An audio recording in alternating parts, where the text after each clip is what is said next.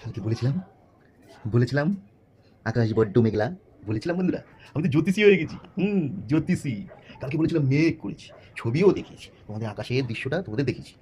আর সন্ধে হতে না হতে ঝিমঝিম ঝিমঝিম ঝিমঝিম ঝিমঝিম ঝিমঝিম ঝিমঝিম ঝিমঝিম ঝিমঝিম বৃষ্টি। ভালো বৃষ্টি হয়েছে।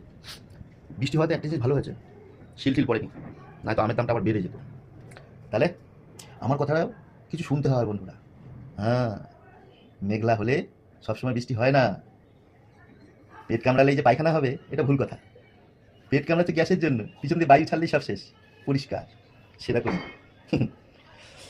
আজকে সকালটা খুব সুন্দরভাবে ঝলমল ঝলমল করে রোদ্দুর, ঝলমল ঝলমল করে রোদ্দুর উঠেছে। বুঝতে পেরেছ? কালকে এই বৃষ্টির মধ্যে আমি বাজারে গেছিলাম, ছাতা নিয়ে ভিজতে ভিজতে বাজারে গেছি।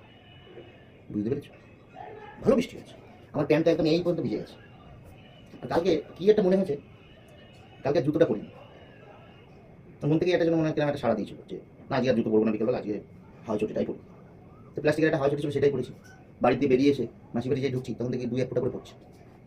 কালকে সন্ধ্যাবেলা ভিডিওটা থাকতে মনে করলাম ভিডিও দেবো, তার জন্য এসেছিলাম মাসি। ও বাবা, সে দেখি ধাপডুক ধাপডুক টুক টিপ টিপটাপ টুকটাপ টুকটাপ করে পড়ছে। চিলাকোটার ঘরে টিন লাগানো, আর ওখানে বৃষ্টি পড়লে আওয়াজটা হয়। হতে হতে দেখি বিশাল পরিমাণে আওয়াজ হচ্ছে।